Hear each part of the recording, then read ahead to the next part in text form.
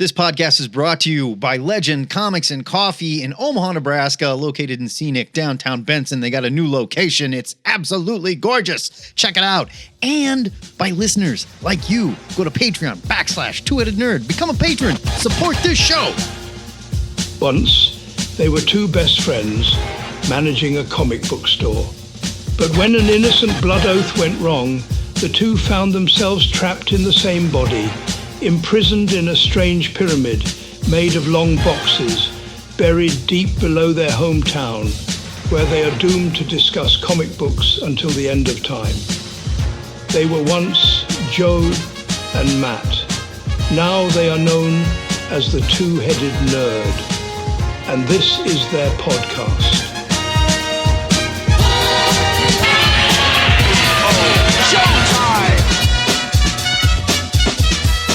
Broadcasting from the ZIGGURAT at Omaha in caverns deep below the metro area, where I've redecorated by taking apart Matt's action figure collection and recombining them into new fun combinations. You did what? Just like today's theme. It's our pleasure to welcome you to episode 757 of the Two-Headed Nerd Comic Book Podcast. I am your head number one, the internet's Joe Patrick. Matt, don't worry about it. I'm your head number two, and if I was going to use these for my retirement plan, that's out the window, but let's not kid ourselves. No one's going to retire on their collection. None of them are in the package now. My name is Matt Baum, and in this overly mashed up back issue show, our sentient Cosmic Longbox had us investigate one of Marvel and DC's most infamous crossovers, Amalgam Comics, Volume 1. And unfortunately, our android assistant, Macho, was able to find the issues in our poorly sorted collection, so here we are. Happy to help, sirs. After that, we'll set you up with our must-read picks for next week's new comics. But now, forget everything you know about your favorite Marvel and DC characters and get ready for some of the worst code names ever. Macho, fetch your Amalgam collection because it's back issue time in the ZIGGURAT. Right away, Master Joe. However, you may regret revisiting this event. Godspeed to you both. This time, the Cosmic Longbox takes us back to 1996, when Marvel and DC weren't scared of an intercompany crossover. The first Amalgam event took place in the pages of Marvel Comics vs. DC number 3, right before the end of the 4-issue event, where fans saw the DC and Marvel universes merged into one, known as the Amalgam Universe. This naturally led to 12 Amalgam one-shots released the following week, and of course, it pushed back the Big Two's regular shipping schedule as well. DC and Marvel each published 6 titles, but we will only be addressing 10 total, because 2 were written by a convicted sex offender. Anyway, I'm sure the Cosmic Longbox will make us cover Volume 2, and oh, you bet there were 12 more titles that also took place between issues 3 and 4 of the Marvel vs. DC event, because surprisingly, these sold pretty well back in the day. As always, we will judge the comics using our buy it, skim it, or leave it scale, which had just about as much thought go into it as some of these goddamn code names. Joe Patrick, let's amalgamate! Which sounds kind of gay when you say it like that. Like, it might be a gay thing. I mean, I'm not scared of it. I'm not scared of it. I'm just saying, I'm not saying it's good or bad. I'm just saying it sounds like it could be gay. So at first I was going in alphabetical order, but then I realized, hey, why not split them up between the Marvel and DC ones? So my first batch will be all the DC ones. Okay. I chose completely randomly, apparently. Oh, that's not, yeah, no, I did all the DC ones first and then the 2 Marvel that I ended up with. So first up for me is Amazon number 1. Like I said, from DC, 1996. This is written by John Byrne with pencils by Byrne, inks by Terry Austin, colors by Trish Mulvihill, letters by John Costanza. Near mint value on this one, $5. CGC 9.8, $80. Not too far away from baseline. I'm surprised personally, but you know, hey. No, I'm not. I think that people love Amalgam.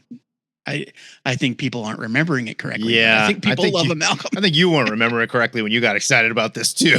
Don't get me wrong. I'm still excited about it, but I know full well what we were getting ourselves into. Here is your setup. This is a mishmash of stuff. Some of it I wrote, some of it I stole from places on the internet. It doesn't really matter. Presenting a tale of Princess Aurora of Themyscira. See, now I can't even do it. Mm-hmm. Welcome aboard. Presenting a tale of Princess Aurora of Themyscira, a.k.a. Wonder Woman. Raised as an Amazon, she can also control the weather due to the mutant gene she was born with. Aurora's past and present collide as a confrontation with Poseidon reveals the truth of Aurora's origins and the deaths of her parents. Meanwhile, who is the mysterious Diana? So, the mashup in this issue, the big mashup. Now you might be thinking, obviously, Joe, it's Storm and Wonder Woman. Not so fast, my friend. What's a twist? Technically, it is Storm and Artemis, the 90s Wonder Woman, the redhead, the Mike Deodato. It is? Yes, because she's the one that won the contest to inherit the mantle of Wonder Woman and stole it from Diana. Okay, there's nothing here that clues in on that, though, right? Because I didn't pick up on that at all. There is. Oh, there is. In this, it's definitely in this book. I don't blame you for missing it because this book has so many words. Oh my God. So this isn't so much an amalgamation of characters as it is of backstory, which is something that we will encounter time and time again throughout this exercise. Sometimes characters are just here as we know them, but in different situations.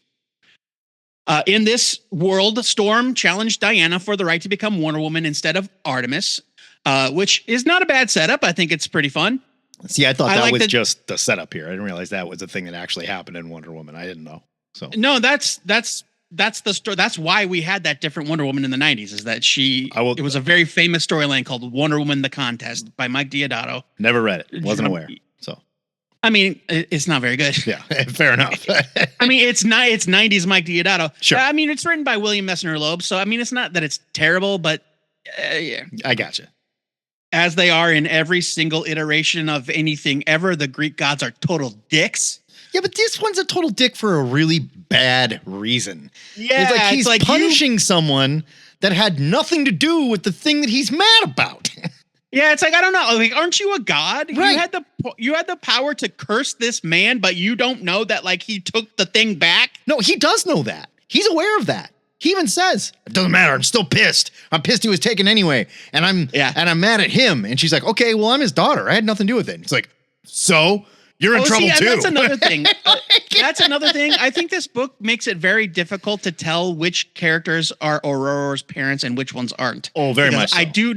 I don't think the scientist guy is her dad. I think it is. I think the guy, because there was the mom, presumably the mom holding baby Aurora, and then another guy standing right next to her saying, "Professor, I don't like this. This is dangerous." La da da.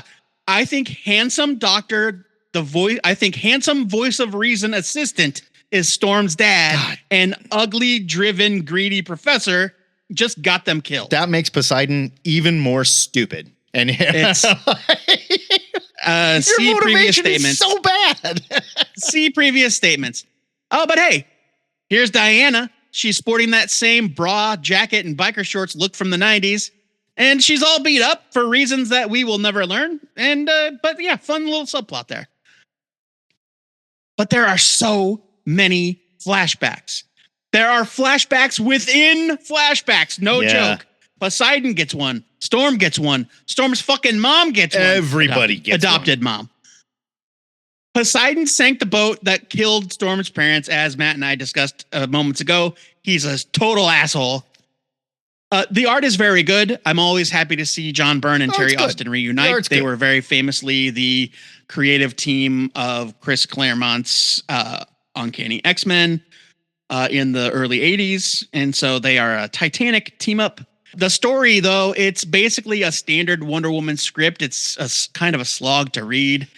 Byrne was writing and drawing Wonder Woman at the time. So another theme that will pop up more than once is that sometimes it kind of feels like they just filed the serial numbers off of a story they already had ready. Oh, for sure. And then plugged in amalgam references. For sure. Storm shows Poseidon the error of his ways. They part on goodish terms, despite the fact that he killed her parents along with 1,000 other people trying to get that artifact back. Yeah, the story is whatever. Amazon #1 is fine. It's fine. It features a stock story right out of Byrne's Wonder Woman drawer. with some palette swapped characters. It goes on for way too long. It has far too many flashbacks for its own good, but the art is really nice. And I think that this particular AMAGLAM works pretty well. I think it completes the exercise successfully. I'm giving this a skim it because there are definitely worse ones. Yeah. Okay, so points for cleverness with sticking in the rules of the exercise. I'll give it that. I agree. This story was probably a throwaway Wonder Woman story they didn't use.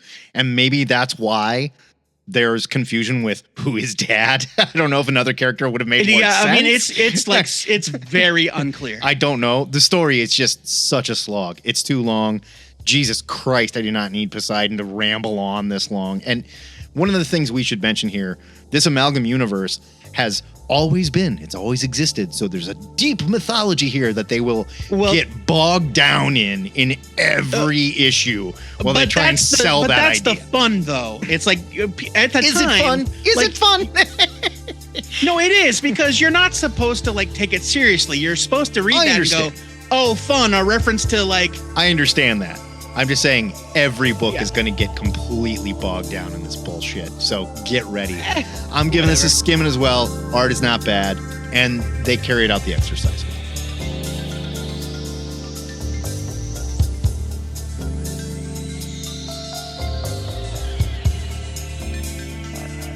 I'm going to stick on the DC side of the fence as well with Assassins #1 from AMAGLAM DC. Saying AMAGLAM instead of amalgam is one of my favorite things to mispronounce. Yeah, take a drink every time you hear us say AMAGLAM. We had a friend real good by the end of this episode. And when I say friend, I mean we had a customer in our old comic shop that used to mispronounce it often. Yeah, no, he wasn't. I mean, if you're listening to this, he was definitely a friend. This is Assassins #1 from Amalgam DC. This was April 1996. It's written by D.G. Chichester. Pencils or art, if you will, by Scott McDaniel. Inks by Derek Fisher. Colors by Pat Garrahy. Letters by Ken Lopez. Cover by McDaniel and Fisher. And did it feature some butts? They knew what they were doing selling this one. Here's a helpful hint. Or if it lists an inker, then it's pencils. Well, yeah. So here's your setup, and I wrote all mine. This one stars a Deathstroke Daredevil mashup, Dare the Terminator. They really thought about that name. Some kind of experiment made her tough but blind, and of course she has radar. And an Elektra Catwoman mashup named Cat'Sai, but that's an S-A-I, get it? Because she has size. Like cat, Sai. And she's a mashup of Catwoman and Elektra. Because she's Elektra. Her name is... Dare also has cybernetic horns. Ah, I see. Very important. Which is probably why she's blind. I don't know. Cat'Sai, Elektra Kyle, is a ninja. Get this. With trained cats. She's got trained cats. They fight people. Right. Dare and Cat'Sai are tasked with breaking into Arkham Tower, where Mayor Enigma Fisk rules Gotham with a lot of riddles, I guess. But first, they have to fight their way up the tower through Deadeye, Lethal, and Wired. Don't worry, I'll get to them in a minute. This one instantly has this super snarky, tough guy tone to it. Like, we get them murdering Deadeye in the first page, who is obviously Deadshot and Bullseye mixed, and they love it. They're like, yeah, I got my revenge, and he's dead. Yeah. Like, they're psychotic. Completely psychotic. They're not nice. Painful dialogue here, too, as they lay out their history. And of course, they have to let readers know who each character is supposed to be. Like, as they're killing Deadeye, Cat'Sai saying, tell me you hadn't dreamed of hitting the bullseye with him before. Yeah. they do that multiple times in this comic. Of course, they're after Mayor Enigma Fisk, who goes by the nickname The Big Question, which I can only assume that's why they named him Enigma Fisk instead I don't know why you needed to name him Enigma instead of Edward. He's obviously, you could just say he's obsessed with riddles. Yes, that's all you got to do. The Big Question. It's right there. We're going to figure out it's the Riddler and you know, Wilson Fisk. But Enigma Fisk is a dumb name. Just to drive it home, they hit us with amazing riddles like, how is a beautiful woman like a hot summer day? Both taste better with a little ice cream. Or better yet, you scream. Oh my God. Did you mention that he's an albino for no reason? Oh, also he's an albino with a question mark on his face. So there's tattooed on his face, yeah. Arkham Tower is ridiculous.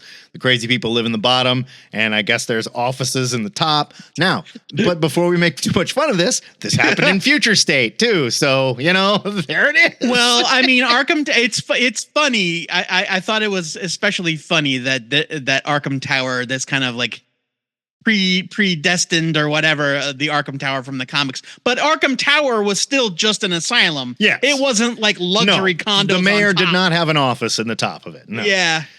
These mashups might be cool if, Chichester didn't go out of his way to explain them so much. Like Wired shows up and he's Nathan Chase, a manhunter built of human flesh, strung together with cybernetic cable. What the fuck does that mean?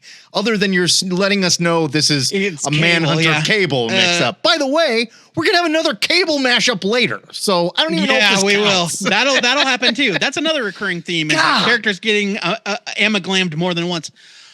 So this one is a deep cut. Nathan Chase, the human Manhunter, right? He was the guy. He is the other side of the mashup is the 90s version of Manhunter, the one that had the weird ass cape and the white mask. The one that came out of Zero Hour or one of those. Anyway, he sucks. Yeah, he sucks. Now, if you need any more evidence that these were just thrown together and just complete throwaway ideas, this issue literally ends with Dare getting murdered at the hands of the Big Question.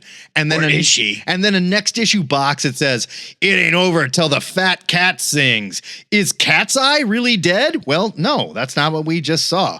Will Dare avenge her? Wait a minute. I thought Dare just got killed.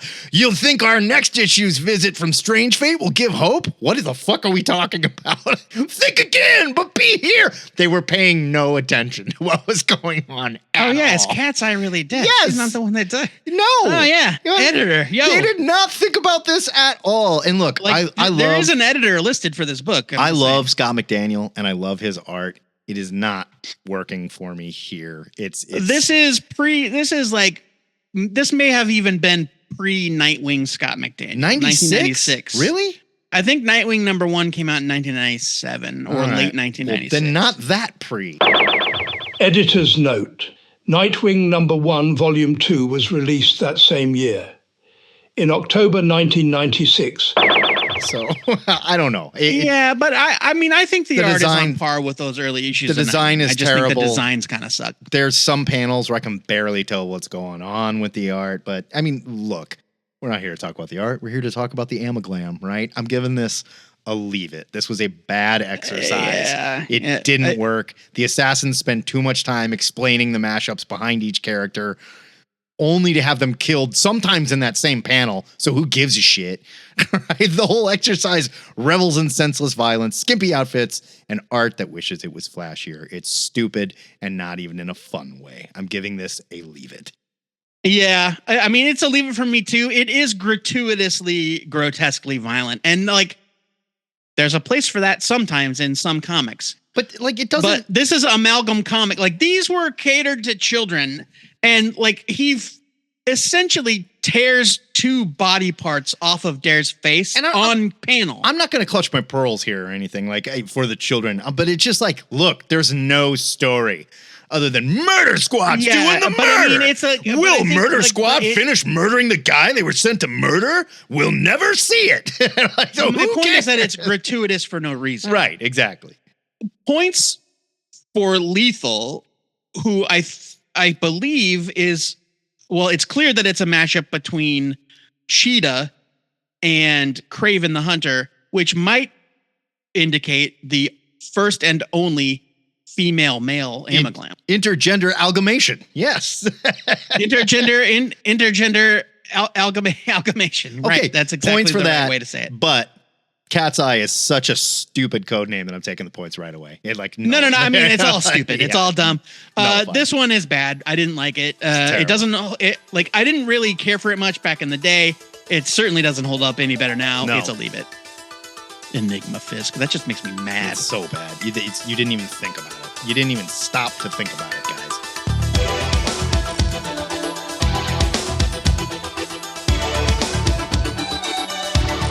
All right, well, let's move on to hopefully greener pastures. It is Dr. Strangefate #1. This is, again, a DC joint from 96. It's written by Ron Mars. It's got pencils by the master, Jose Luis Garcia Lopez. Praise be his name. Inks by Kevin Nolan. Colors by Matt Hollingsworth. Letters by Chris Eliopoulos. Here's your setup. In order to save two universes, the young hero known as Access was forced to use... Access. Yeah. Was forced to use the power of Amalgam. See Marvel vs. DC number 3. Now, in order to safeguard the newly formed Amalgam universe, the mystic Dr. Strangefate wants the Access found. Now, in order to safeguard the newly formed Amalgam universe, the mystic Dr. Strangefate wants Access found and brought before him. To perform this task, he enlists the aid of Skulk, Jade Nova, and the White Witch. So, here are your mashups. Doctor Strange and Dr. Fate. Duh. Plus a surprise twist, which we'll get into at the end. To my recollection, this is the only Amalgam book to directly acknowledge and follow up on the events of DC versus Marvel. Definitely. Yeah. I think they're the only one that got the memo, I think. Yeah. Well, I mean, it makes sense because he's like the cosmic sorcerer, you know, he's the sorcerer supreme kind of guy. New Amaglam alert. We've got the Abominite here, who combines the Abomination with Hellgramite. Hellgramite is an obscure DC villain. Ooh. It's basically what if the Hulk was a man-sized bug that, pumped iron. Yeah, we talked about him in one of our back issue things. And I was like, did we? Hellgramite? All right, yeah. Crap is a Hellgramite? And it turns out it's like a type of fly larva. I always got Hellgramite confused with Killer Moth in the 90s because Killer Moth sold his soul to Neron during Underworld Unleashed and ended up looking exactly like Hellgramite. Okay, well, nobody thinks about that Killer Moth but you. Yeah. You realize. Everybody else just thinks of the guy. I'm just saying, it's like I couldn't keep him straight. And we've got Mix, who looks like a cross between Wong and Mr. Mxyzptlk. Kind of a neat little thing. And also appearing, Skulk, who is a cross between Hulk and Solomon Grundy. Jade Nova, who is a cross between Green Lantern and Frankie Ray Nova. Weird. Her name is Frankie Rayner, which is great. That's pretty solid. And the White Witch, an obvious pairing of Zatanna and the Scarlet Witch. Her name is Wanda Zatara. That's terrible. Wanda Zatara. I mean, that's kind of, look, man, that's how amalgams go. You take the good, you take the bad. I guess. You take them both, and there you have amalgam. Strangefate is willing to kill Access to preserve the Amalgam universe. That's hardcore. I like that he doesn't screw around, and he's like, "This is going to destroy the universe." Like, it is the way. This is the way. We got to kill this guy. I'm sorry. That's business. Just how it has to be. Yeah. Strictly business. I love the mashup of the Sanctum Sanctorum and the Tower of Fate as this huge gothic nightmare looming over the city. It's much cooler than Arkham Tower. The trio confronts Access. They've each got their own like fun approach. I think that scene works. It's pretty entertaining. White Witch is horny, man. She is hot for Doc's bod. So horny. he is not having it. Now here's where we finally get into the why of everything. Doc knows everything about how the Amaglams were created, and he'll kill Access to protect his world. Big time. Even though it isn't supposed to exist. It's pretty compelling as far as character motivations go. Like, I've read a lot worse. There's something about shards of the previous universes here that I have literally no memory of, but it's not relevant to this review. I did ultimately do a little research after I wrote this. It happens in Marvel vs. DC number 4, which came out after the week of all Amaglams. So Access escapes. We got our big twist. Who is under that helmet of fate? But Chuck Xavier. I'm not sure what that adds to the story, but it is kind of a fun reveal. And that's another triple. That's another triple Amaglam. One of two that we noticed. Triple Amaglams. Okay. They're hard to find. You don't come across them. Intergender. There may be more as we go. If any pop up in yours, I'll recognize. But the art in this comic, it's incredible. It's beautiful. Which is no surprise considering it's got the master of Bronze Age superhero art, the man who literally wrote the book on DC style, inked by Kevin freaking Nolan. It is fucking gorgeous. Here's a little summary for you. Doctor Strangefate is the closest thing the whole Marvel versus DC experiment has to an actual legitimate tie-in. In fact, they probably could have made this DC versus Marvel number 4 and ended it on number 5. Instead, it got its own one-shot, which is cool. It's fine. I thought all of the amalgams were cool, minus the inexplicable addition of Chuck Xavier for no reason. Though, I mean, whatever. It's a neat twist. Shock and awe. I mean, come on. Shock and awe. But what? But like, what purpose? I don't know. Who cares? The art, of course, as I've said multiple times, is stunning. Of all of the first wave of amalgam issues, this is definitely one of the best. I'm giving this a buy it. Yeah, this one's only guilty of making the other amalgam comics look worse. Because way worse. Not only did it like follow the exercise, it also had the gall to apply to the overarching story. Oh my God. Right? Yeah, it matters. It has stakes. It's a buy it. Yeah. It's a buy it. And it, like I said, I'm thinking this creative team is the only one that got the memo, maybe. Things start to go downhill as I jump to the Marvel side for Bruce Wayne, Agent of S.H.I.E.L.D. #1. Well, now hold on. We did cover Assassins. That's true. Well, okay, fair enough. We were already in the gutter. That was on the DC side. I'm on the Marvel side, though. Okay. Things are going downhill over here, too. This one came out in April '96. It's written by Chuck Dixon. Pencils and art by Kerry Nord. We stopped there. On paper, I should love this comic. It should be. Yeah, in theory, this comic is amazing. Should be kick-ass. This had inks by Mark Pennington. That is not to say that the inks by Mark Pennington or the colors by Steve Buccellato or the letters by Richard Starkings or where it fell down. Okay. right. If we stop after the creative credits. Cover by Nord and Pennington. Here's your setup. Bruce Wayne, S.H.I.E.L.D.'s premier agent, is planning an all-out assault on the Green Skull's secret Hydra base, and he's not asking for Nick Fury's permission. But don't worry, Sergeant Rock is bringing Nick Fury beers to settle him down. From there, the story devolves into Bruce and the gang fighting mashed-up bad guys, and it ends with a bizarre turn when a gun that's supposed to blow up the Earth fires, but the Earth seems to be okay, and the Green Skull isn't dead. There's where we are, folks. So I mean, Bruce Wayne, Agent twist. of S.H.I.E.L.D., is not a Nick Fury mashup. It's just Bruce Wayne. If he were an Agent of S.H.I.E.L.D. Not a mashup at all, unless you count, the villains are mashed It's up. Bruce Wayne with a different job. That is your amalgam here. Right? Which is like as we discussed at the beginning. Yeah, no points for happens that. sometimes. No points for that.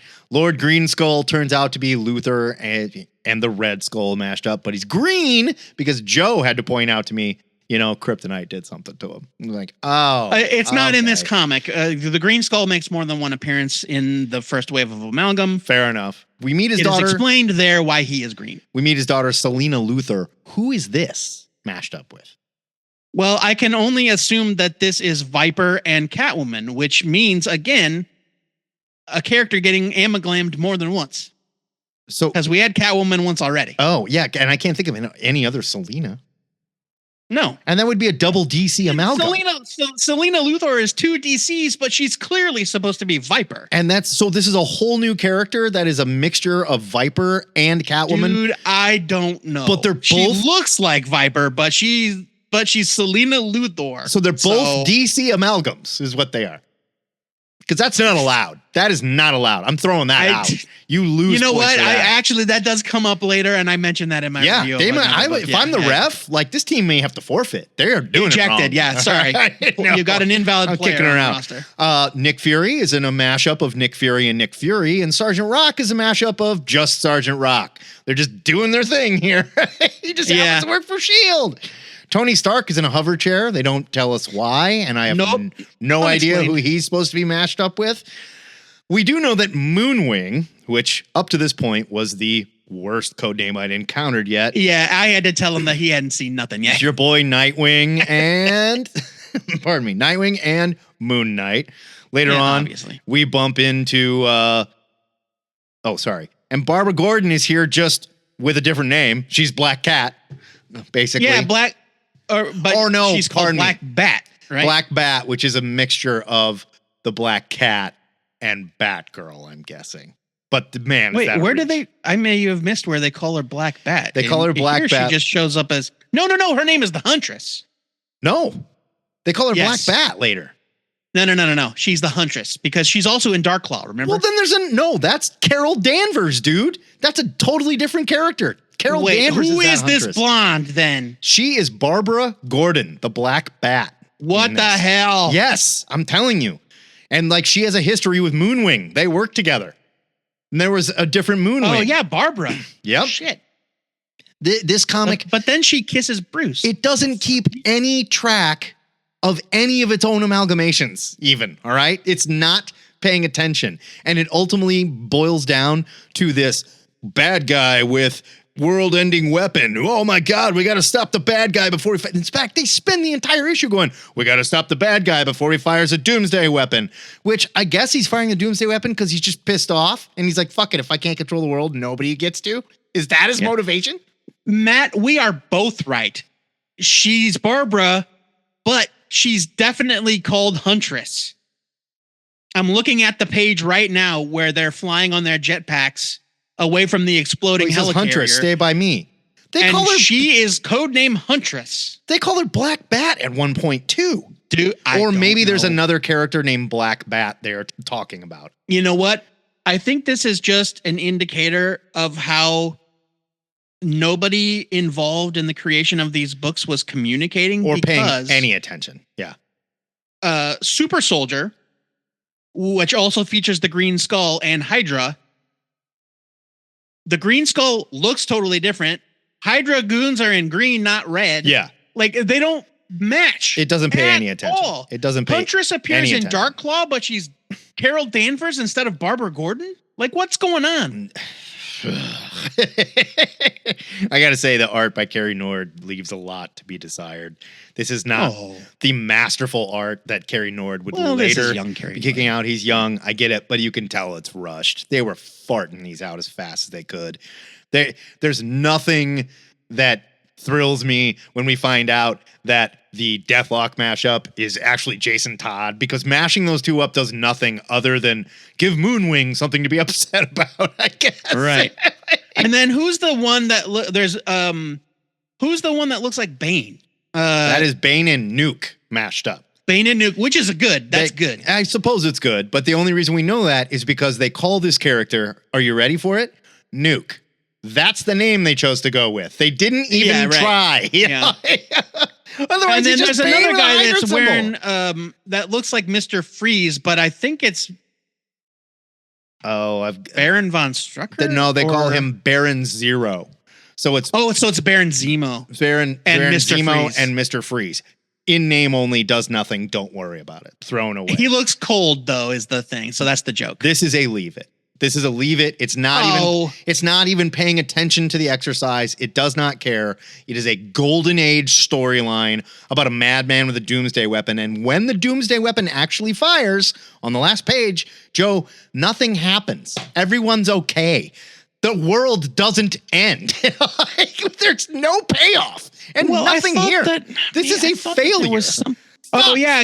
No, she's reprogramming the thing. She's like, perhaps a small localized earthquake or we'll destroy a continent. That's not bad. So she's messing with the machine. So the thing goes off, but it's not set to full power. This book sucked. It's a leave it. All right. I mean, I can't really defend it. No. I think the art is okay. Like, I think for the time, there's some panels. I agree that some panels would have been considered one of the more beautiful books. I disagree with that because the rest of them are just stock 90s. Sure. For the most part. I will say that it is not stock 90s art. I'm not going to say beautiful. Yeah, I mean, and so it's young Carrie Nord, so it's got promise. Yada yada yada. They didn't pay attention to what was what. Not at all. The story makes very little sense. We can't even. Like, we read all these books, folks. This is not a joke. We cannot tell if these two blonde women wearing the Batgirl outfit are supposed to be the same character or not. Right. I mean, once again, it's just like all the other Amalgam books. It is too bogged down in its own bullshit, and it can't even keep track of its own bullshit. Yeah. I'll give it a leave it. Yeah, it does suck.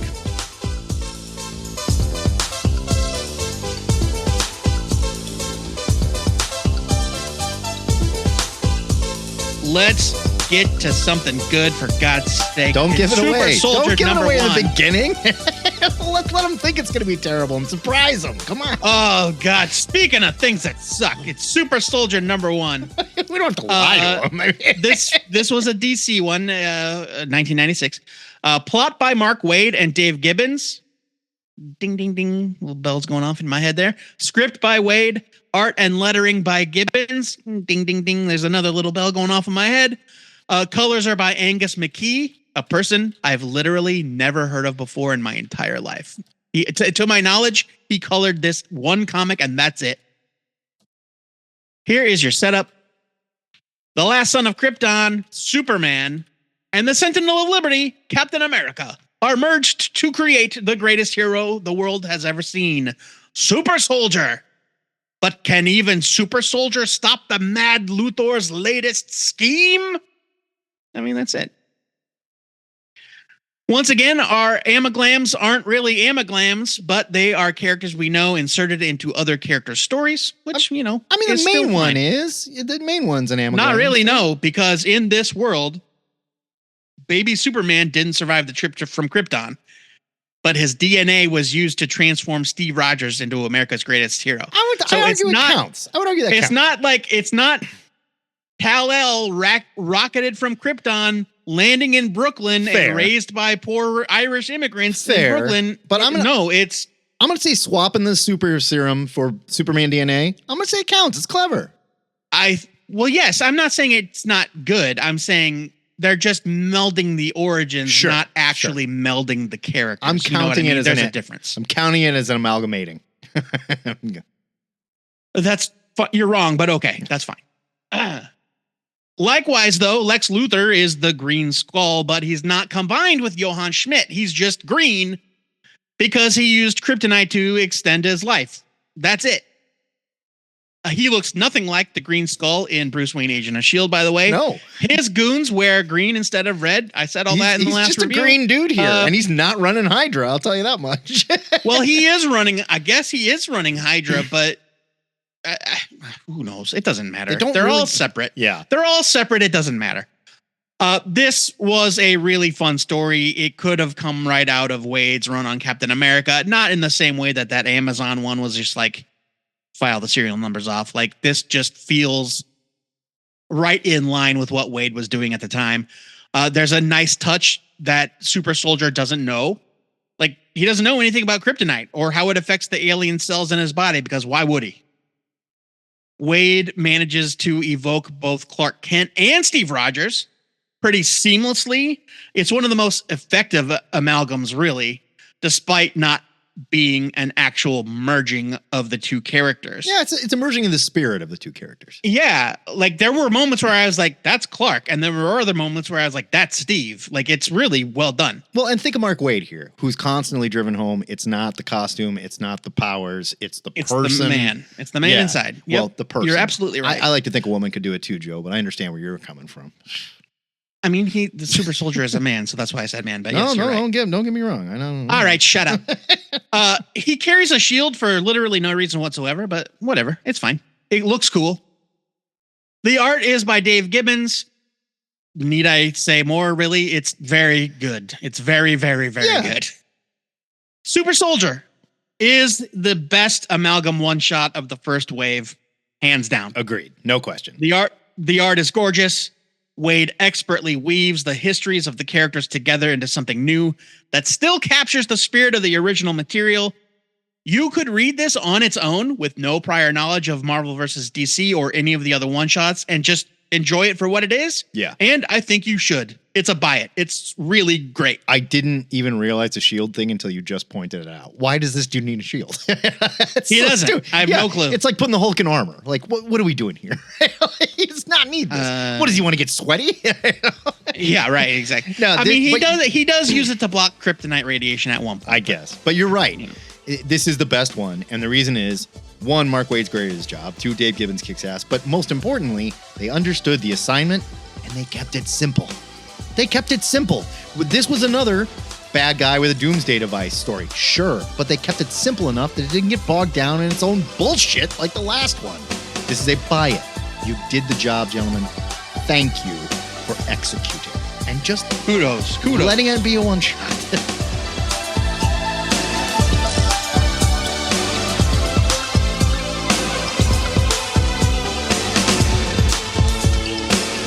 And now for an exercise in doing way too much, it's Legends of the Dark Claw, #1. This one was from Amalgam DC, February 1996. It's written by Larry Hama, with pencils by Jim Balent, inks by Ray McCarthy, colors by Pat Garrahy, letters by Bill Oakley, and cover by Balent and Garrahy. Garrahy was all over these one-shots, by the way. I think he colored most of them.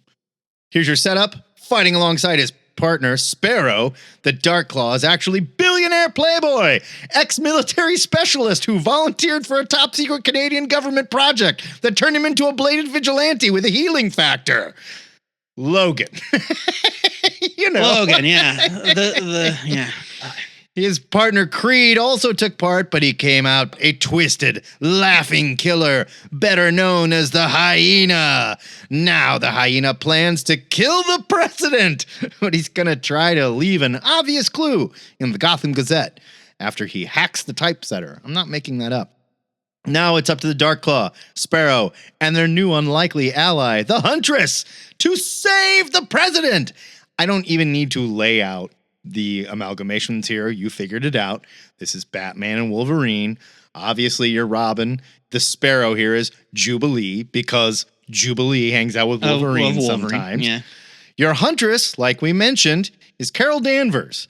And no one seems to like her for reasons we don't know. Jubilee goes as far as to call her a bimbo and a slut at one point. So I assume that means that maybe Darkclaw and her were sleeping together. There is no evidence of it presented here other than how much Jubilee hates her, though. And your Hyena is, of course, Victor Creed, Sabretooth, with a green head and a white face. Green because hair, he's mixed with the Joker. So they call him the Hyena.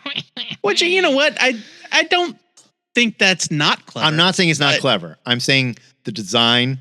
I'm saying he looks stupid. The design could be better. He looks stupid. It's very dumb. And the design on Darkclaw is also stupid. It looks like it's so over the top. It's so over the top. There's bat symbols in his claws. Jim Balent, of course, draws the claws like 5.5 feet long. So they are.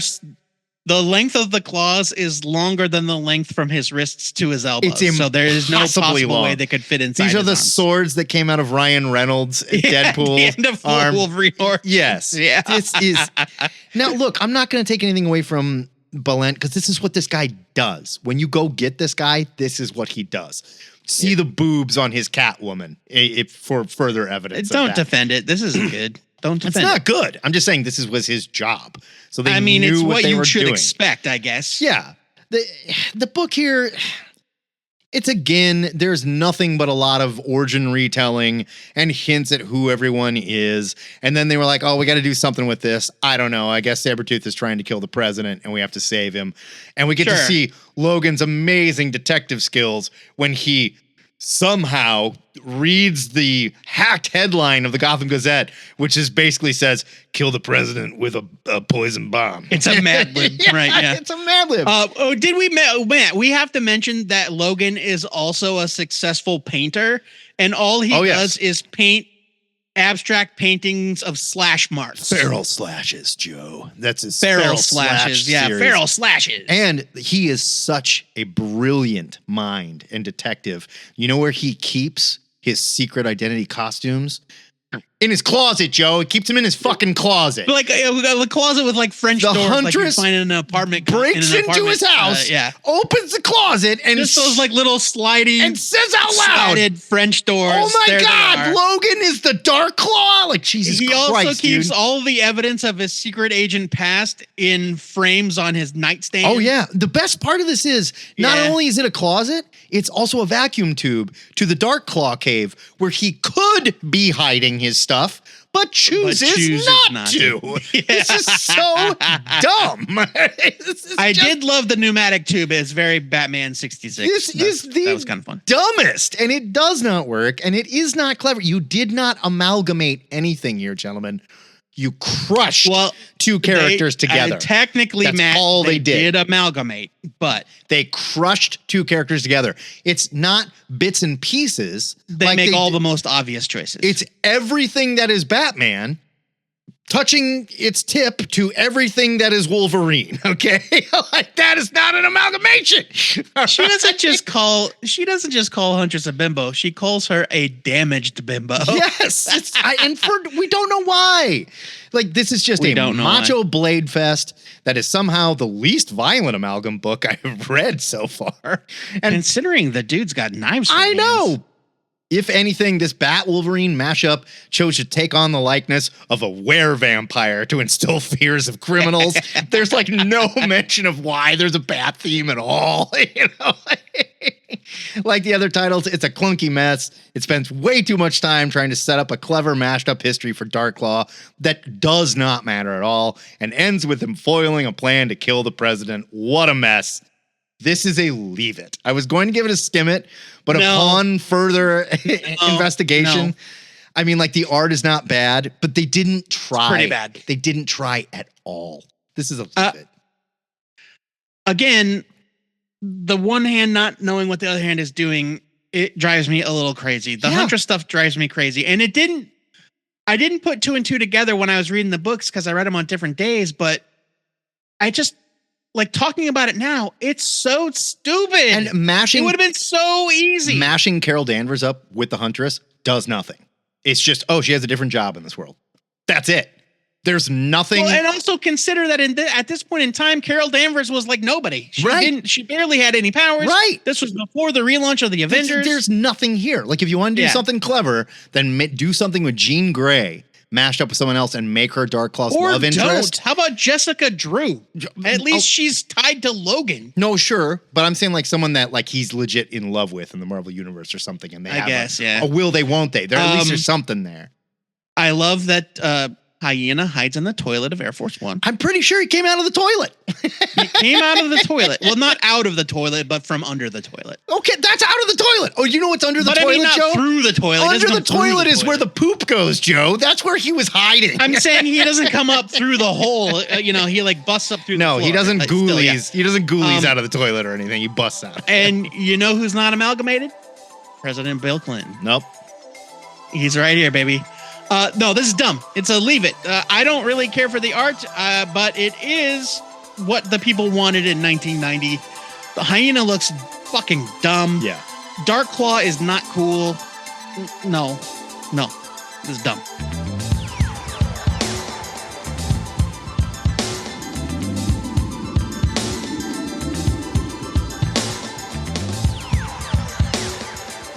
I was a little bit more charitable to this one. This one looks good. It looks legit. But I was also... we'll get into it. Go. Next up is Bullets and Bracelets #1. This was published by Marvel. It's written by John Ostrander with pencils by Gary Frank, inks by Cam Smith, letters by John Kalish. Letters are by Richard Starkings and Comicraft. Here's your setup. The rogue Amazon Diana Prince and Trevor Castle, a.k.a. The Punisher, Trevor, are battling. Are battling against the Hand, looking for a Punisher. Trevor, you can't do it. Like, Trevor is not a tough guy name. I'm sorry. This is Trevor. Sorry to all you Trevors out there, but you're never going to be a convincing murderous vigilante. Well, it's like they named him Pubert. That's what they all say. It's always the quiet ones. They're battling against the Hand, looking for a lead to their kidnapped child, Ryan Castiglione. Little do they know that baby Ryan has a destiny of cosmic importance. Woof. Yeah. Once again, we have 90s jazzercise biker Diana Prince. Good God. She's teamed up with an actual amalgam, a combo of Steve Trevor and Frank Castle, which basically just boils down to the Punisher with blonde hair. Apparently, these two used to touch Dirty Purples because they got a baby, and that baby been kidnapped. She wears like a Punisher thing on her crotch. He wears a Punisher t-shirt, and she's got a Punisher belt buckle. Oh, so they're like... It's just there's so many. There's a bunch of crotch shots here, so it looks like it's on her crotch. It looks like... This happens in most of the Amalgam Comics, but I love all of the editor's notes referring to non-existent comics. The letters pages do it too, where it's like, I hope you read Tales of Storm number 375. That's the only way they pretended like they were paying attention, by the way. So. Well, sure, but it's fun, right? It's part of the charm. It's part of the immersion. Look, I admit it. I love Trevor's tough guy dialogue. It is so cheesy. Oh yeah, like over the top cheesy. It's full on 90s. Cheese. It's action movie cheesy. Yeah. Yeah, this is Rick Drywall in action, you know. we get the rare link between one shots, an actual proper link. Not like somebody here called John Ostrander on the phone and was like, "Hey John, this is what I'm thinking about." We see Diana's childhood history with Aurora.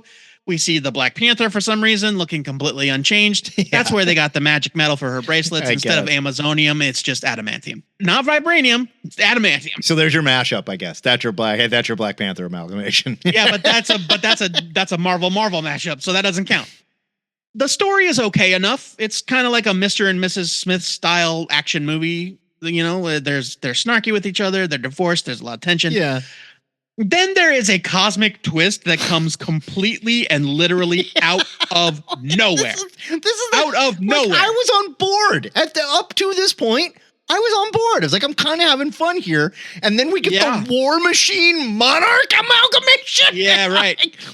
So yeah, mashup alert. Rhodey shows up as a cross between War Machine and Monarch. God. Again, just called Monarch for some reason. Sure. Where is the clever new name? Monarch Machine. It's right there. Come on. Yeah, sure. Right. How about War Monarch? That's better. That's only slightly better. Only slightly. Well, it's War Monarch. Better. Yeah. That's like Murder Hummingbird. Sure. Hey, now we're on Apocalypse where we meet Big Titania. I think you can guess which character she's supposed to represent. The other female Furies are also here, completely unchanged, kind of lame. The female Furies, they kind of suck. They always kind of suck. I don't know. Yeah.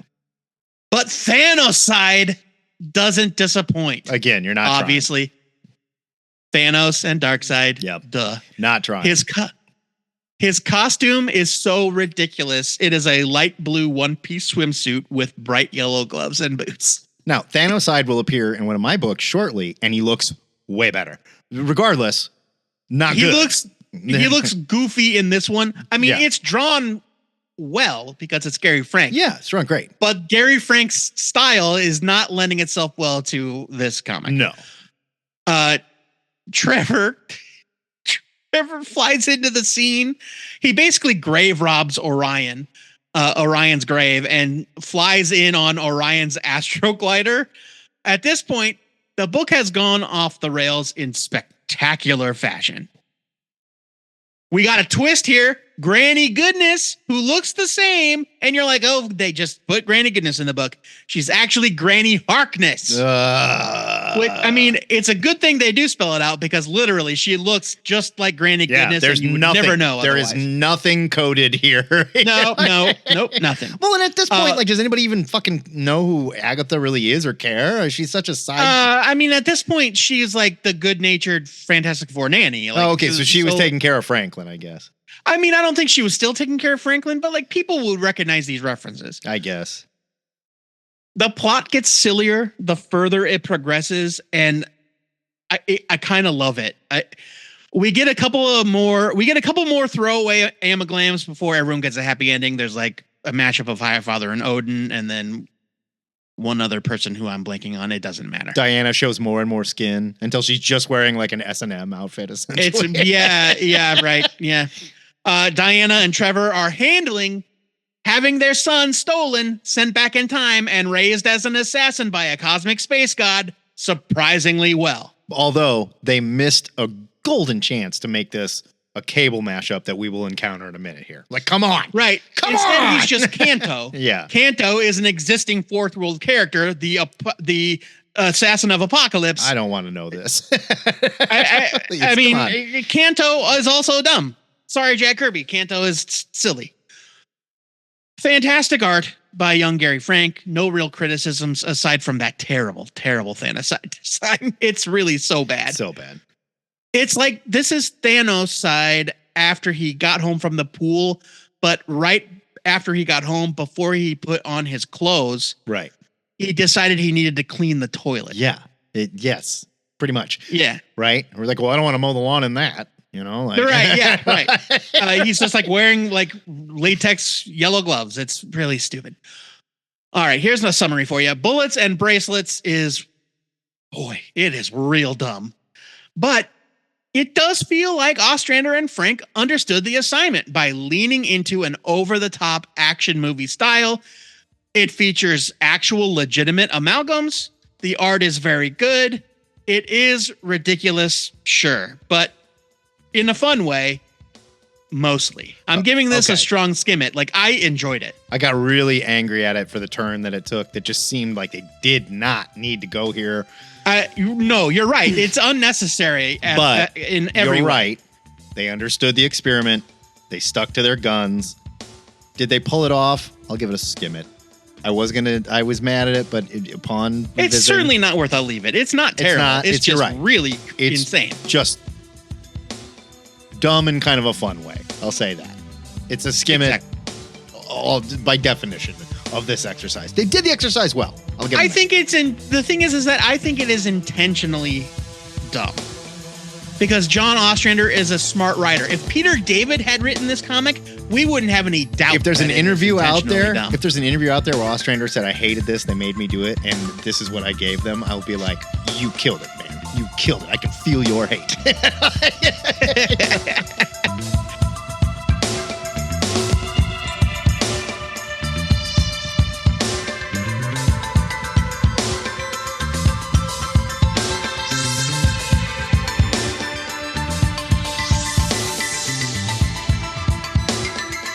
Let's kick these reviews into overdrive, Joe, with probably the most obvious characters they could have chose to amalgamate. The Demon and the Flash and Johnny Blaze. Yeah, it's another triple. It's a three amalgamation. It's a three amalgamation, Joe. I've named it. We get so points for that. Our third three amalgamation. This is Speed Demon number 1. From Amalgam Marvel, February 1996. Written by... Matt, to be fair, Johnny Blaze, Ghost Rider, and The Flash both go fast, so it kind of fits. Sure. What does the Demon have to do with anything? I don't know. Yeah, exactly. Okay. I have no idea. And they get the Ghost Rider mashup in here already. That's what pisses me off. Spoilers for the end. God. Yes. Written by Howard Mackey with art by Salvador LaRocca, inks by Al Milgram, colors by Kevin Tinsley, letters by Comicraft, cover by Salvador LaRocca. Here's your setup. After his wife was taken from him by the Night Spectre, terrible name, at their wedding, Blaze Allen, oh God, cried out for justice. And I think Merlin the Magician answered, bonding him to Etrigan. Because, Merlin crashes weddings and shit. He does that stuff. And he became the rhyming Speed Demon. But he won't be able to take down the Night Spectre, Merlin, and the Green Goblin alone. He's here too, but it's just Two-Face under the mask. So whatever. He'll need help. But he's Norman Osborn, isn't he? Or is he Harvey? He's Norman. He's Harvey Osborn. Oh, well, okay. Harvey. An actual Amaglam. Yeah. So there you go. He'll need help from Wally West, the Ghost Rider. Yeah. Which, shouldn't that just lead with that? Tell me that story. Yeah. Okay. It's right there and it's so easy. There's some kind of fun stuff here. We meet Hal Jordan of the Starbrand Corps, but it's literally for one page where we find out Hal Jordan is like a drunk and it's thrown out. And Uatu, he's blue and he runs the Corps and he's not afraid to slit some throats. Right. Yeah. This book is so extreme and stupid. I love that it's the Starbrand Corps, though. That's clever, but you do nothing with it. It's throwaway. And then Uatu still has bullshit. The Green Lantern logo on him, yes. not the Starbrand logo. Right, and it's just throwaway. Nothing happens with it. I thought I was going into a Ghost Rider Flash amalgam, but it's the Demon, and his rhyme schemes are fucking terrible. I mean, it's the Flash. There's- It is technically the Flash and Ghost Rider, and then Etrigan is the demon. I know that and they had to get Amalgam that is in there. bonded to. Like, they can't tell me that Howard Mackey wanted to write the demon. That you just can't, because he barely tried. Listen to these rhymes. Before you cast upon me incrimination, think twice if you believe I was always this abomination. Sometimes it's enough to grant thee peace, to know what that history will not twice repeat. Peace does not rhyme with repeat. It doesn't. Not in any way. I also kind of don't think he speaks in that voice, which does make it sound You would more get ridiculous. shot if you were rapping like that. All right? That's all I have to say. This is bad. Barry Allen's name is Blaze Allen. Ugh. Father Hellstrom married Blaze and Iris for some reason, because in the Amalgam world, he's just a priest. Some throwaway bullshit. The Night Spectre, who is Nightmare and Spectre, I guess, has a laboratory. Oh, Nightmare. Yeah, I guess. Where Jesus, he I didn't even keeps- think about that. But he's got like a lab where he keeps souls in tubes. It's like and shit. technology. Yeah. Yeah, it doesn't, none of it, it's like it's supposed to be a magic story, but none of it is. Outside of Merlin and the demon. Everything else is kind of techno. Then, Well, but he's also sitting on his throne is on a pile of human skulls. So I don't know. No He's explanation. collecting souls of power. this does not look like the LaRocca Ghost Rider that I remember and still love. This art is, I mean, I think it kind of does. some of it, it's there, you can see pieces of it, but I think this was rushed, just like all the other Amalgam books. See, and I don't know why you've said that more than once. They knew that this was coming. I'm not saying they didn't know this was coming. I'm saying I they did don't almost think I no work agree. on this. And I think they pushed back the shipping so they could fart all this shit out when we were going to get this big thing done, and you need to work on your regular books as well. So yeah, I'll bet you anything these were all rushed. They paid no attention to them, Joe. Almost no attention. That part's true, Matt. But I think that you are perhaps being a little too generous to your memory of these comics. I disagree. And how dare you shame my Ghost Rider LaRocca collection. I am not sure what's worse here, though. Mackey's awful rhyme schemes or the twisting, turning plot that introduces new ideas, sometimes in every panel. It leaves the book a senseless mess, complete with mediocre art by the usually super talented LaRocca. Speed Demon can't decide if it wants to wow the reader with overly busy panels or confuse them with origin stories that lead to or may have always been bad guy team-ups. I don't know. This is a leave it. This book is terrible. It's terrible. Yeah, I mean, it sucks. It does suck. Now, this book has, instead of a fake letters page, this has a fake bullpen bulletins page called Amalgam Nation. And it's weird because did any of the other books have this? No. None of the ones I read. None of them. They just did it in this one, and it's basically previews for all the stuff. That's it. So things that I liked. There are a few. The art is, not so bad. It's not great, but it's not so bad. I love the absolutely buck wild random assortment of characters chosen to amalgamate for the circus performers at the Quentin Carnival. Good God. Like Chunk from The Flash is merged with the Blob because fat. Oberon is here, but I don't know what they call him supposed to be. They call him Puck. Oh, Puck, right? Yeah. Yes, because they're both short, Joe. See, so it's Amalgam. Oberon mixed with. I mean, but that makes sense at least. Give me a break. Yes, you're right. They do call him Puck, and then it's Crystal from the Inhumans mixed with Mr. Miracle, and they call her Miss Miracle. I didn't get the Crystal. I'm not part. sure what one character has to do with the other, but at least it's different. Yeah, no, this comic sucks. It's a leave it. It sucks. It's a leave it.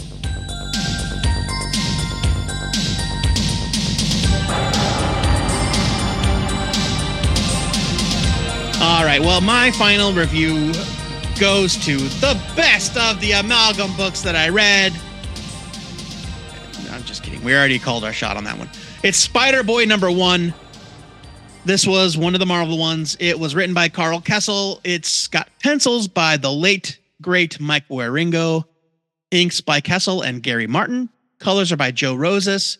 Letters are by Bill Oakley. Here's your setup. After outsmarting the deadly but stupid Bizarrenage inside Project Cadmus. That is the worst name. That is. You know what? We're gonna have to have a battle for worst code name. I think Bizarrenage is like so off the wall that they definitely get points. Oh man. So far, that's in the running for worst code name, and I'm going to call my shot on worst code name in the next book. So I don't know. No way. Bizarrenage. Bizarrenage. That sounds like you sneezed. Bizarrenage. God bless you. Come on.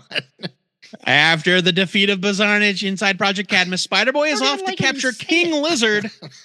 Can't even handle when you saying it. It's so bad. Well, the villainous lizard monster that grew from Dr. Connors' severed arm. Gross.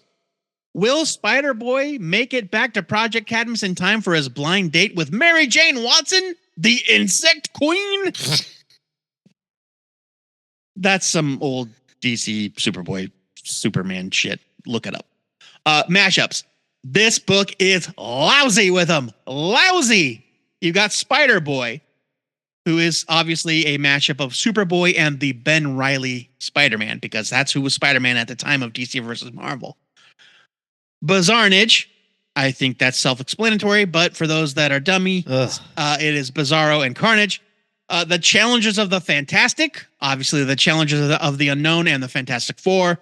King Lizard, which I guess inexplicably is the Lizard and King Shark, who would have appeared in Superboy at the time or around that time. Okay, I did not pick up on it.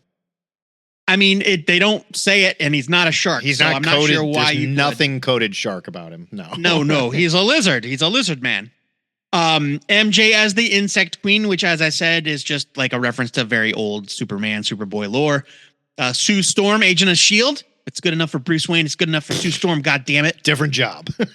Different job. Yeah, not an amalgam, but a different job. And a Marvel amalgam. And also, Sue Storm has worked for S.H.I.E.L.D. before. Bullshit. Throwing it out. I mean, I'm not saying... I do have a note here. There are, again, all kinds of uncombined characters just placed in different roles, like Flash Thompson, who is working for the Metropolis Special Crimes Unit, and basically the entire supporting cast of Superboy, which Carl Kessel was writing at the time. Yeah. Carl Kessel was obviously in love with his writing gig on Superboy because this is just a Superboy story. You could cut and paste the dialogue into a Superboy script and remove all the Spidey references. 100%. It is peak 90s cringe. He is a lecherous douchebag, this kid. Which Superboy was at the time. The action is a lot of fun, but there are so many references to other amalgams. It's Easter eggs galore, and even I don't get some of them. Johnny Storm's tiny clone? I don't know what that is. Who knows? What is that? I don't want to know.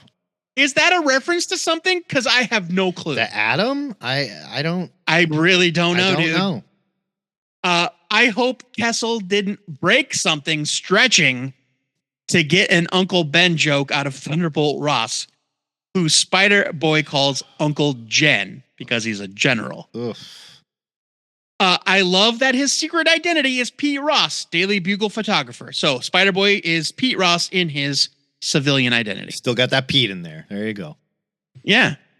I'm pretty sure we get one last mashup in here of Terrible Turpin from the Special Crimes Unit mashed with an elderly Bucky Barnes because they call him Brooklyn Barnes. Okay. Whatever. Yeah.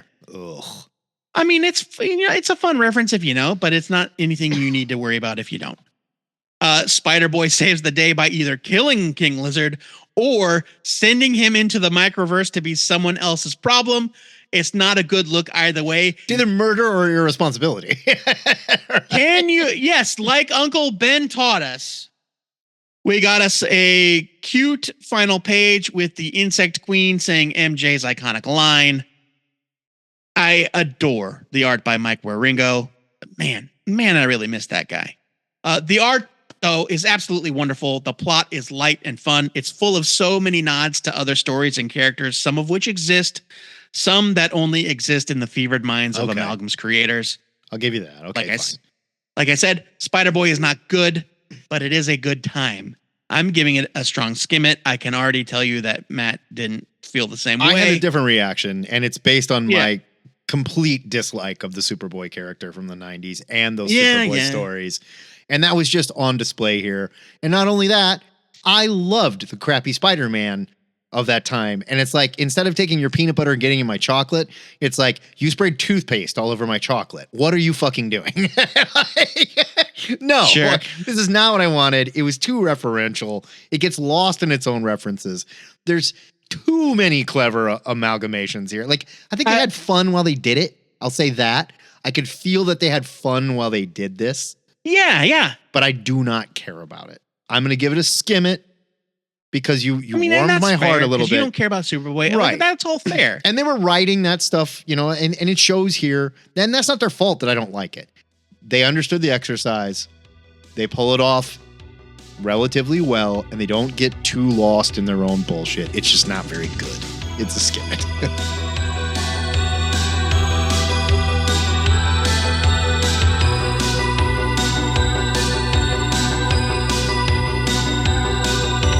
We finish with the most extreme amalgamation yet. X-Patrol, #1. This one basically screams, hey kids, do you like Image Comics? Well, wait till you see us Image Comics. This is from Amalgam Marvel. It was in February 1996, written by Carl Kessel, who really had his finger on the pulse at the time. He was one of those young, hot creators. Art by Roger Cruz. Inks by John Holdridge. Colors by Tom Vincent. Letters by Comicraft. And cover by Cruz and Terry Austin, who are basically... Carl and Barbara Kessel, to be fair. Oh, she wrote it too? Yeah. Oh, I didn't see her credit. Fair enough. It's a family affair. Sorry. Yeah. With a cover by Cruz and Terry Austin. Here's your setup. Beastling, Pharaoh Man, Elastigirl, and winner of the worst Amalgam code name so far. We'll discuss it. Shatter Starfire. No. You have to say it like it's clearly one word. Shatter Starfire. Shatter Starfire. One word.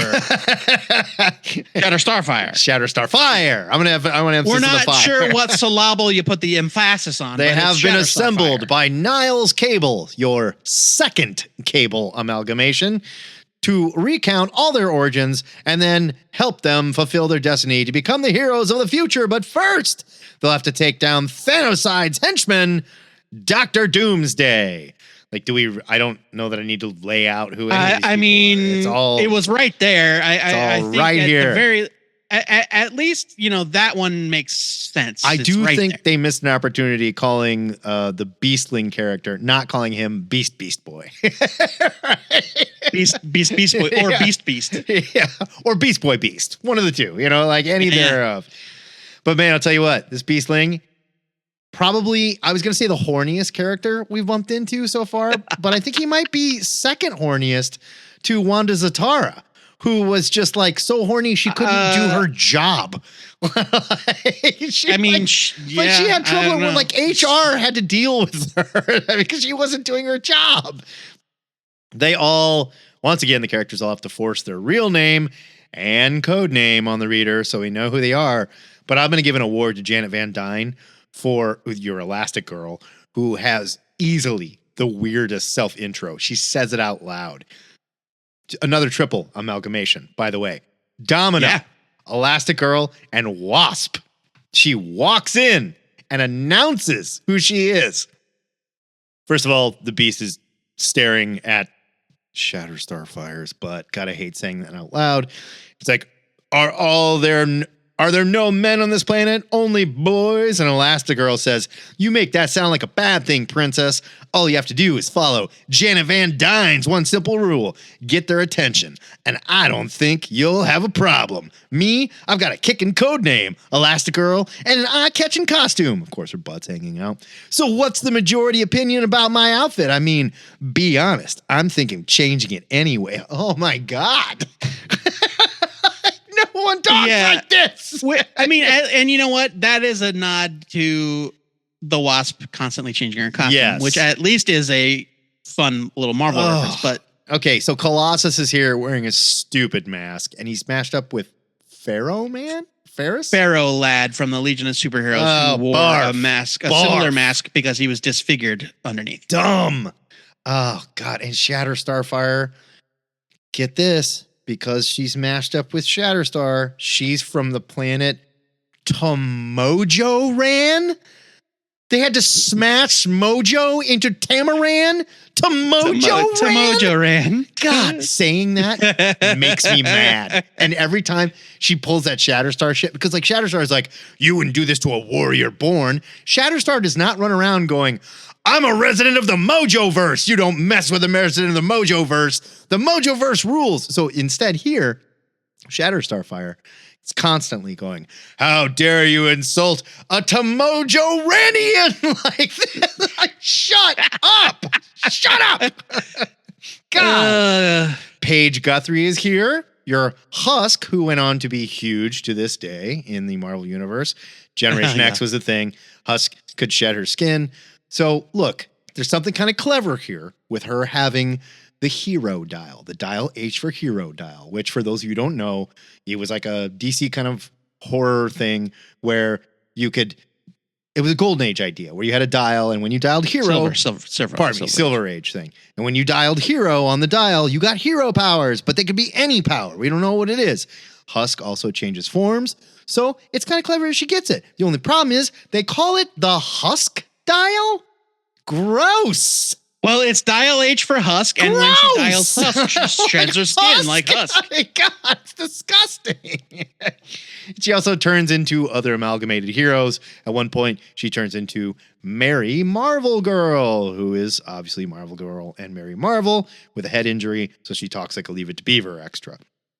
There's a she's also she becomes Wonder Girl. Yes. In her flashback, who is an amalgamation of Wonder Man and Donna Troy, which I thought was kind of fun. There is a clever joke here where we see Dr. Doomsday and his multiversal plan is to build a multiversal army.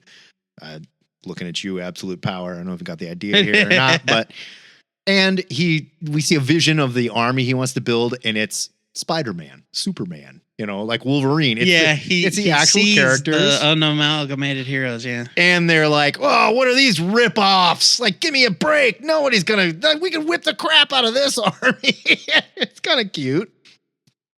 But like, again, the entire story gets bogged down in not one, not two. We got a team here. So we get origins for all 5 characters by Niles Cable, our second Cable mashup, who is the only thing that lets you know this is a Doom Patrol and X-Force matchup, I guess, because Shatterstar is here. Yeah.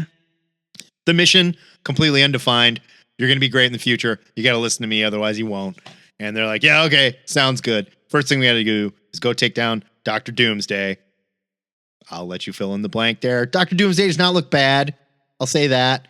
It's kind of fun, but it's really just Doomsday wearing a cape. That's all it is. But he's brilliant. Yeah, it's exactly right. And he's got metal arms, whatever. He's wearing Dr. Doom's green dress. Yeah. Of course, they break the machine that's going to open the multiverse and save the day.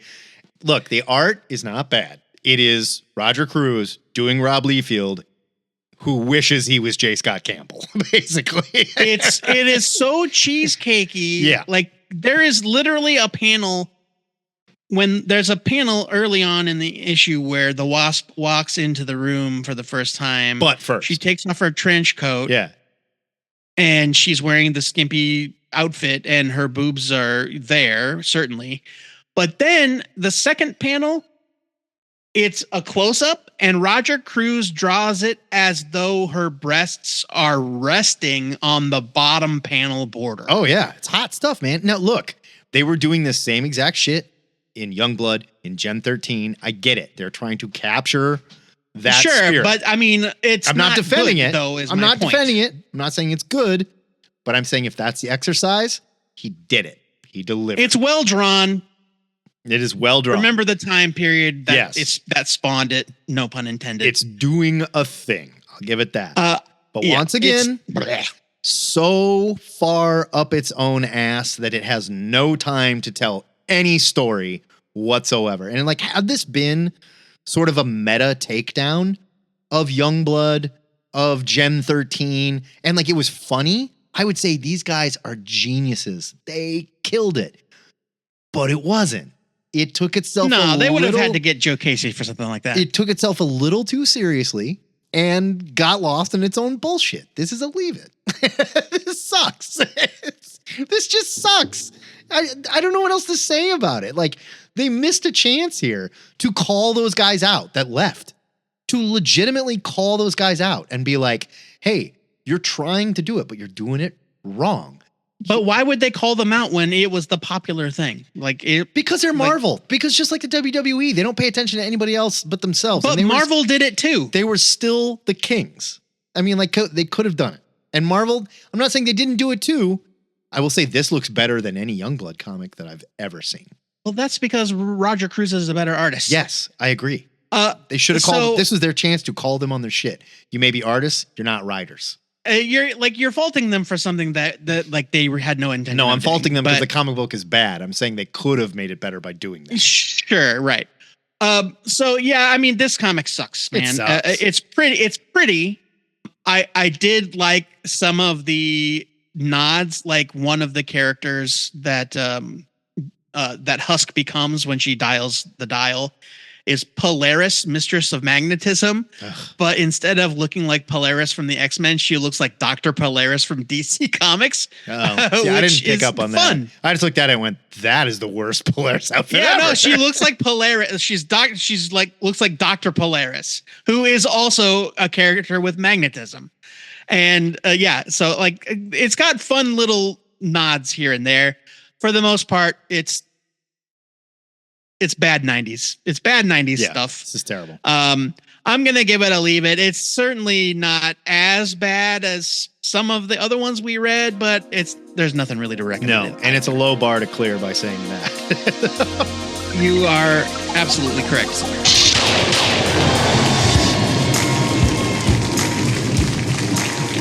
Oh, Matt. I am exhausted. I lost my voice screaming. I literally lost my voice screaming about this. Matt, before the Cosmic Longbox returns us to 2024, we need to pick one of these comics to enter the THN Permanent Collection. And which of these characters was the best amalgamation? Best amalgamation, I'm going with Super Soldier because Mark Waid pulled it off so well. And it was just clever. It wasn't forced. Way to go. Worst code name, and I have been battling with this. And I think it's a tie. I think it has to be a tie because they both make me so fucking mad. I don't know which one upsets me more, Shatter Starfire or Bizarnage. I cannot tell you which one is worse. And if I have to, gun to my head, if I have to pick one. Look, Matt, I'll tell you, it's Shatter Starfire is worse than Bizarnage. Gun to my head, I have to give it to Bizarnage because that's not even, like, that sounds like a sneeze. That's all I hear. It's so lazy. Bizarnage. Shatter Starfire at least Bizarnage rolls off the tongue. Shatter Starfire doesn't.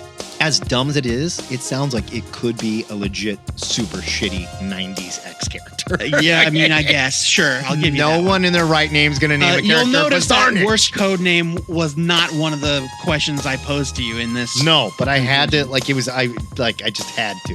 If I'm picking one of these books, it's Super Soldier. Super Soldier pulled it off the best. Yeah, I mean, I agree. Super Soldier is the best of the lot. I think Dr. Strangefate did the job. There are things to recommend about some of the others, especially Dr. Strangefate, which also it was a buy it. But of the 10 we did, you'll notice only 2 got buy it. Worst character name is Shatter Starfire because it's so difficult to say. It's so dumb. It's dumb. So bad. I think the only reason that Dr. Strangefate falls down a little bit is because it's not going to hold up as a one-shot experiment because of the shit that it ties into. No, you're right, but it is an essential part of the event, and so in that it is a success. It's doing its job. Yeah. You know what? They could have called her Shatterfire. There's so many things. There's so many things. They could have just left it as Shatterstar because her name is Starfire. Sure. I mean, like, Shatter Starfire. No, that's so terrible. bad. Oh, and best amalgamation, also Super Soldier. Sorry, I forgot to answer the third question. But yeah, Super Soldier, like it ticked all the boxes. It's the most successful out of all of the ones we did. Best code name too. It is what it is. That's what he is. He's the Super Soldier. Boom. You did it. Come on. Yeah, I mean, yes, you're absolutely right.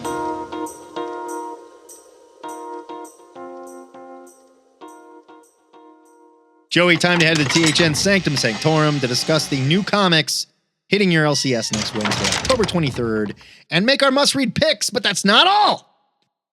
We got to prove we still have our comic shop manager chops by selling our picks to each other. And, of course, the listeners, what is your pick for next week, Joey?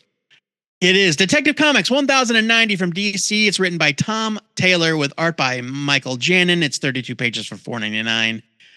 Here is your solicit that this is the first all-in issue.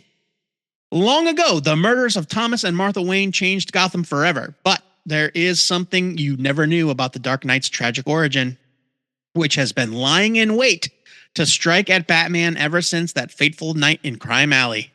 And now, all these years later, the ghost of Gotham's past begins to reveal itself. Superstars Tom Taylor and Michael Janin team up to bring you a Batman tale that will rattle the very foundations of the Dark Knight. Things may never be the same again. Okay, here's my character. This is going to be a tough one. Throwing you a curveball here. I am super snarky bat shithead fan, right? Burnt out bat shithead fan. Every time they try and add something to Batman's origin, it sucks. Why should I check this one out? I'm going to tell you, you stinky man. I don't stink. It is... No, you do stink. Sorry. We both get to roll. All right, You stink. I was doing kind of snarky hipster guy that thinks he knows everything about Batman.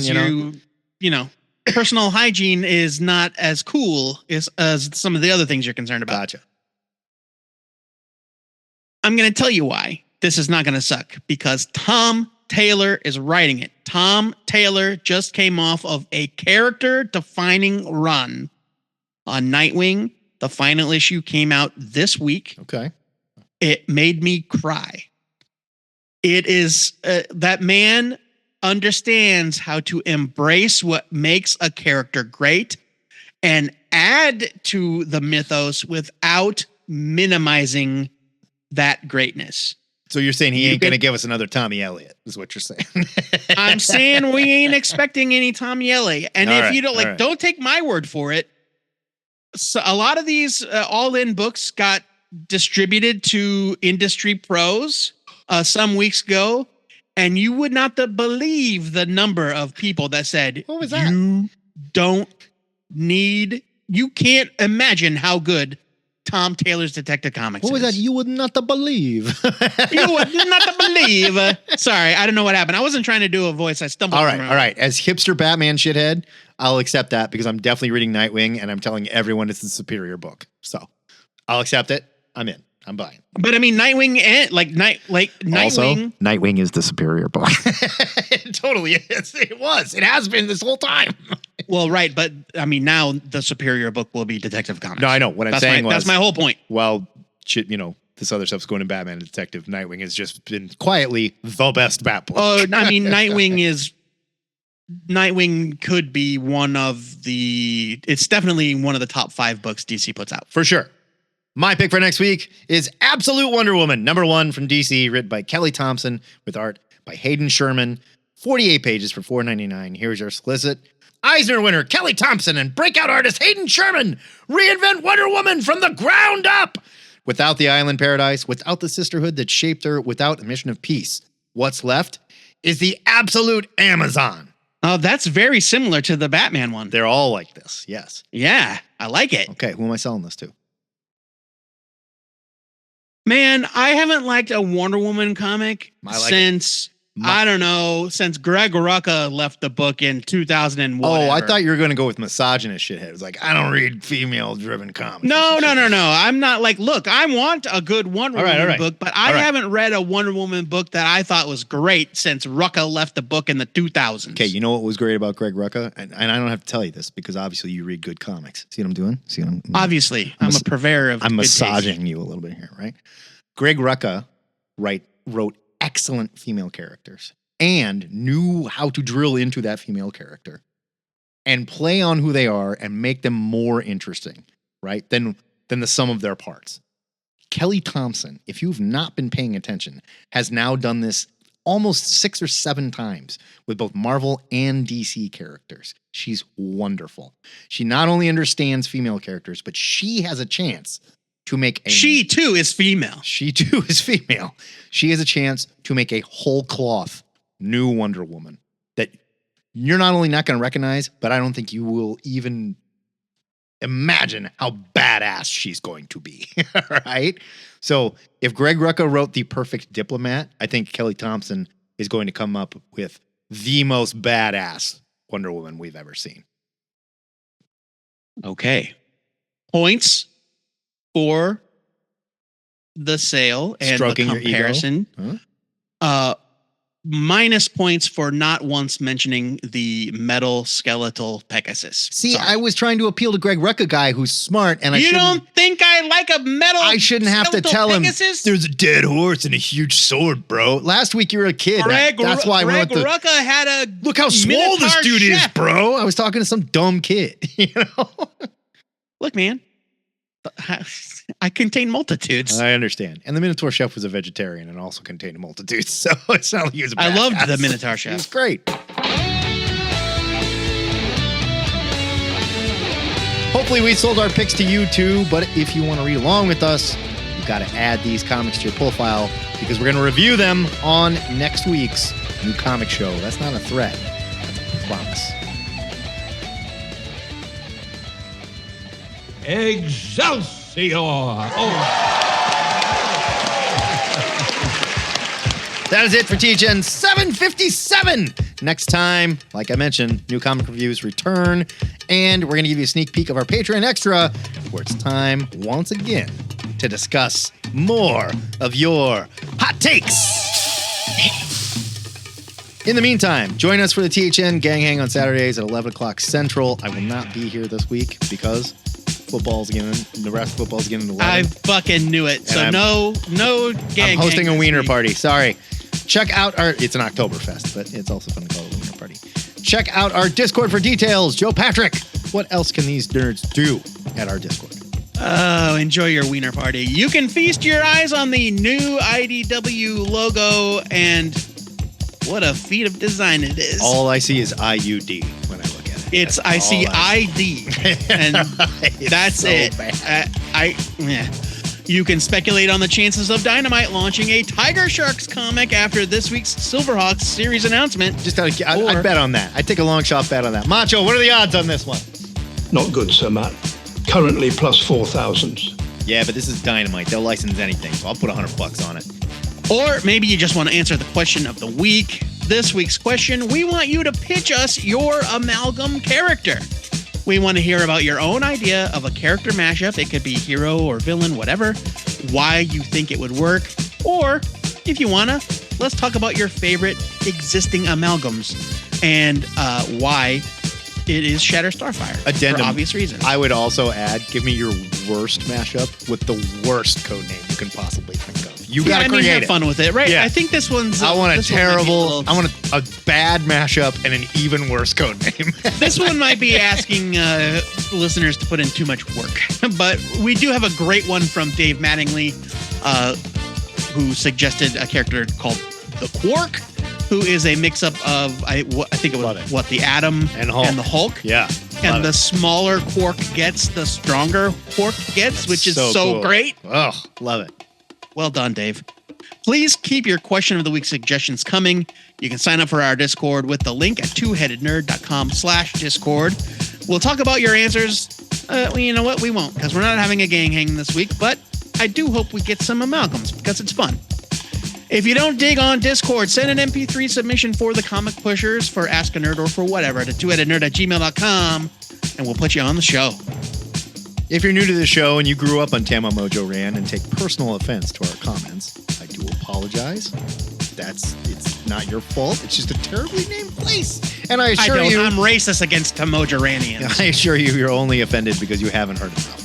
The good news is you can hear the entire run of THN in our digital longbox archive at twoheadednerd.com. THN is a listener-supported podcast. It would not be possible without the generosity of donors like our newest patron, Ian Mondrick, the valued Overwatch squad mate and host of Ian's Indie Salon. You guys are squad mates in Overwatch? Well, I mean, years ago. When was the last time any of us played Overwatch? I assume there's still people playing Overwatch. Well, yeah, Overwatch 2 came out. A lot of people play it, but I haven't touched it. But yeah, Ian had my back on more than one occasion. If you like what you hear every week, it's easy to support the show just like Ian. You can sign up to be a patron at patreon.com/2headednerd. Before we go, our weekly shout out goes to the mystery Omaha native and THN fan working as a cast member at the Disney Vacation Club Resort in Saratoga Springs, New York.